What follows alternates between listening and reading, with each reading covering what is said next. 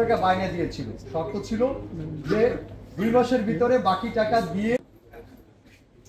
ভূমি সেবা সপ্তাহ উপলক্ষে আজকের এই প্রেস উপস্থিত আছেন অতিরিক্ত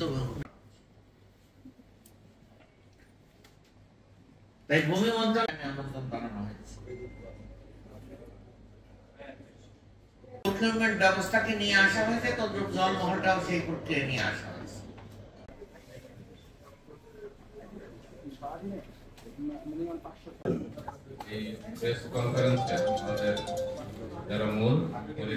এটি জানানো যে গতানুগতিক ভূমির ব্যবস্থাপনা এখন আর নাই। এখন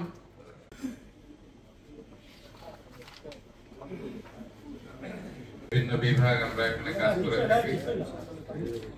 ভূমি মন্ত্রণালয় থেকে 2008 নির্বাচনী ইশতেহারে মাননীয় প্রধানমন্ত্রীর যে ডিজিটাল বাংলাদেশ করার যে প্রত্যয় ছিল, এই ডিজিটাল বাংলাদেশের ছোঁয়া কিন্তু আমাদের ভূমি মন্ত্রণালয়ে ভূমি অফিসগুলোতে লেগেছে।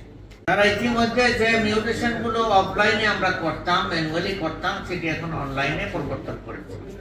এখন আর আপনাদেরকে সেই এসিল্যান্ড অফিসে গিয়া বস্তায় বস্তায় কাগজ দিয়ে আসতে হয় না, অ্যাপ্লাই করতে হয় না। আপনাদের যে কোনো প্রত্যন্ত এলাকা থেকে, ইভেন ইউনিয়ন ডিজিটাল সেন্টার থেকেও কিন্তু আপনারা আপনার কাগজপত্রগুলো, অ্যাপ্লিকেশনগুলো স্ক্যান করে সেগুলো এসিল্যান্ড অফিসে পাঠাতে পারেন। এবং আপনি যেদিন পাঠালেন সেখান থেকে সর্বোচ্চ 28 দিনের মধ্যে আপনাকে একটি সেবা দিবে। যদি আপনার কাগজপত্রে কোনো গোলমেল থাকে এবং শুনানি করার দরকার হয়, তাহলে সেক্ষেত্রে হয়তো কিছু সময়, সামান্য কিছু সময় বেশি লাগতে পারে। এখন একটা টাইম ফ্রেমে নিয়ে আসছে। আমরা কি দেখতাম যে আমাদের ভূমি উন্নয়ন কর প্রদান করতে গেলে 100 টাকার ভূমি উন্নয়ন কর প্রদান করতে আমার 500 টাকা খরচ হতো। জনগণের হয়রানি হতো এবং এক শ্রেণীর দুষ্ট কর্মচারী তাদের কারণে পুরা সমগ্র ভূমি ব্যবস্থাপনার উপর একটি দুর্নাম চলে আসতো। এবং এটি আমি মনে করি যে আমাদের একটি গ্যাপ ছিল।